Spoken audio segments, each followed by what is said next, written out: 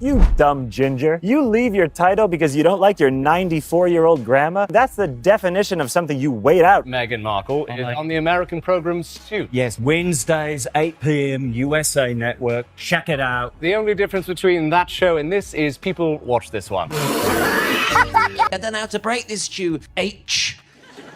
And if you weren't in the royal family, M wouldn't be with you. I'm so busy and happy. I'm glad we didn't make it, Harry. I don't want to be a duchess and live in a huge house for free. She comes from an unconventional family.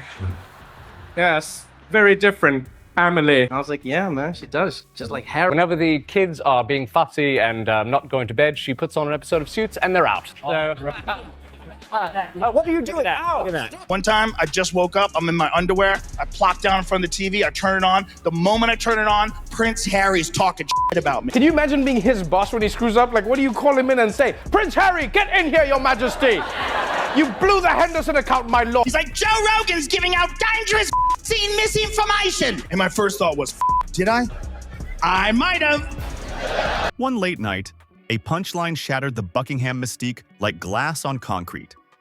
Trevor Noah, locking eyes with the camera, quipped about whether a financially independent duchess had filed her W-2. The laughter erupted, and the crown began to wobble. The big question everyone was asking was, why? In just 30 seconds of airtime, everything changed. No palace statement, no Netflix confession, and no carefully curated Instagram post had achieved what that single joke did. It pierced the Sussex narrative with something sharper than outrage, laughter, and not the polite kind. This was genuine, belly-deep laughter. Speculation arose that they might move to LA, given Meghan's acting background. Clips of Trevor's monologue quickly spread across social media, sliced into TikToks, remixed into memes, and dissected in Twitter threads. Some fans defended the Duchess, while others reveled in the roast. But the most dangerous reaction was agreement. People were nodding and laughing, and suddenly, Harry could just join the cast of Real Housewives of Beverly Hills. The timing was brutal. Meghan and Harry had just launched their glossy new narrative, a 6-hour docuseries, a podcast about womanhood, and a memoir filled with heartache. They were taking a sabbatical from what? Helping their grandma pick out hats? The branding was clear.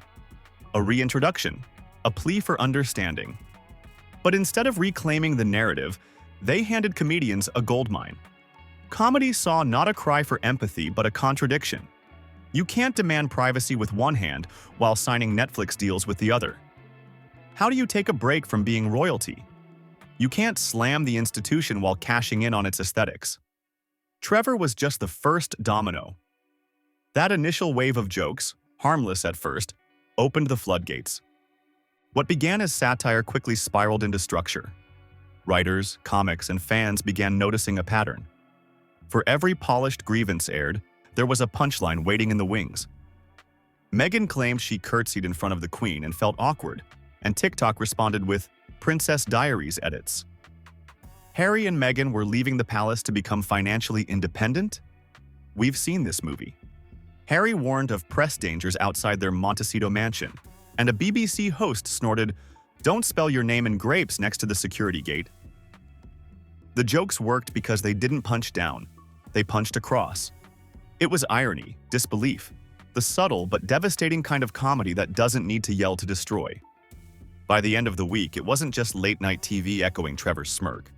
It was podcast hosts, morning radio DJs, and improv comics in tiny black box theaters. Every set had a Sussex tag, and every audience was ready to laugh. Then came Simon Broadkin, who prepared to torch it all live on stage.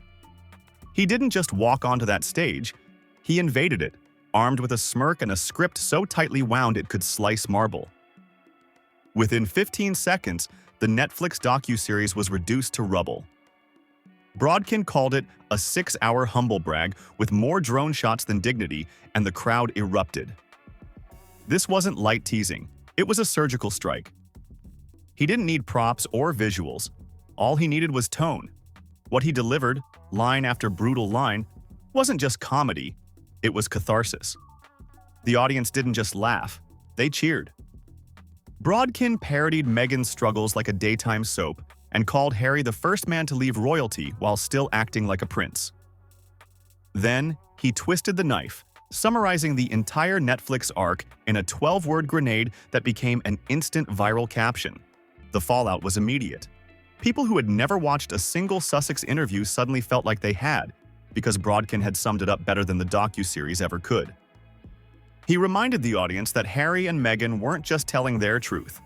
They were demanding British taxpayers foot their security bill, the very same public they had sometimes painted as toxic.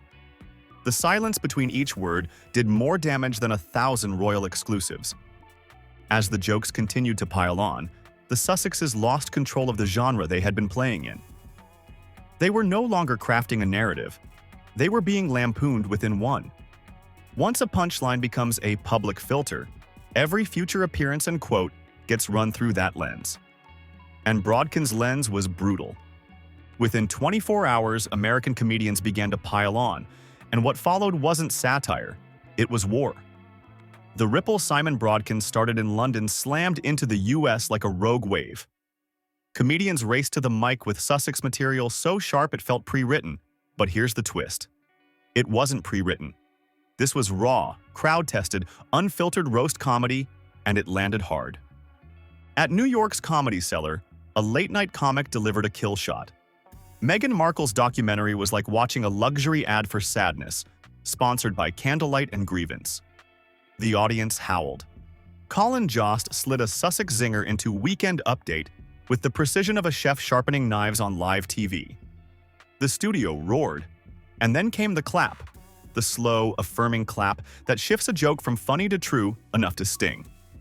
As the comedy machine roared, the narrative shifted. The more a topic gets joked about, the more that joke becomes reality.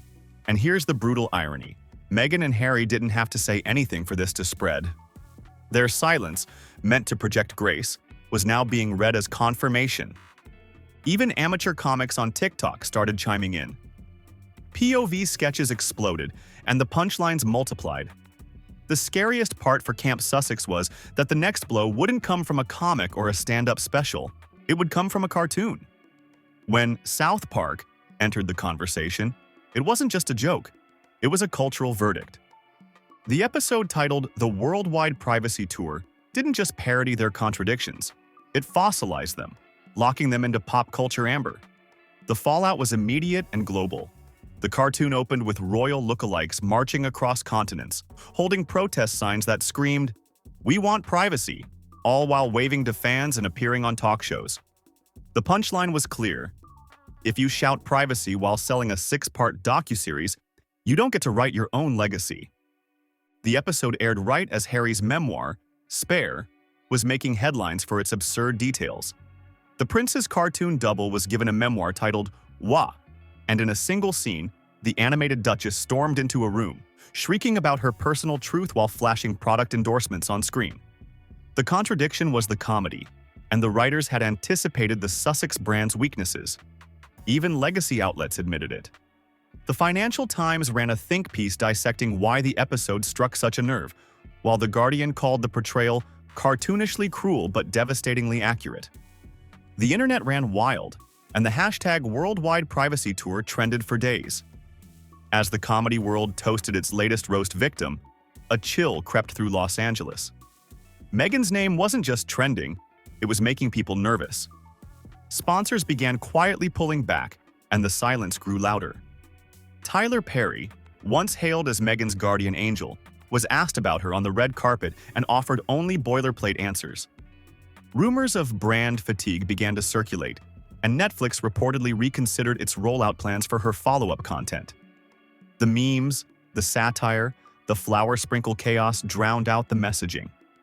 Meghan wasn't losing deals because she was controversial. She was losing them because she had become unpredictable.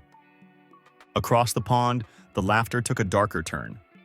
What began as light-hearted ribbing evolved into something more ominous. British comedian Jimmy Carr delivered a Succession bit that sent shivers through the audience, imagining the worst-case scenario if tragedy struck the Cambridges. The joke wasn't just a joke, it was a hypothetical that triggered actual panic. As the narrative slipped further, Meghan's public approval rating plummeted to 29%. It wasn't just a bad week, it was a structural failure of narrative. The audience was exhausted, and the jokes kept coming. The comedy machine roared on, and as Meghan prepared for her next high-stakes appearance, the weight of every poll, every punchline, and every paused partnership pressed down on her. Finally, the moment arrived. Meghan was confirmed as the keynote speaker at a black-tie charity gala for childhood literacy. This wasn't a controlled podcast upload or a softly lit home interview. This was a room with real people and real stakes. The tension was unbearable. As she walked out, the silence was palpable. Not the warm hush of anticipation, but the kind that makes a room shift in its seat. She smiled, launched into her speech, and while the words were good, the air had changed. Every phrase sounded like it was chasing the past, trying to reclaim something that maybe people had already let go of. The front row stood, and scattered applause followed. But the moment passed without a viral clip or breakout quote. The realization settled in. When the laughter stops and the silence stays, what's left isn't power, it's uncertainty.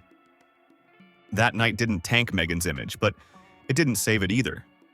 The narrative had slipped too far, from duchess to disruptor to punchline, from fairy tale to farce. The internet did what it does best, reframing the evening. But the question remained, can Meghan ever flip the script again? Or has the comedy locked her story in for good? Drop your thoughts below, like, subscribe, and stay tuned. The next video on your screen is waiting, and trust me, you won't believe what's coming next.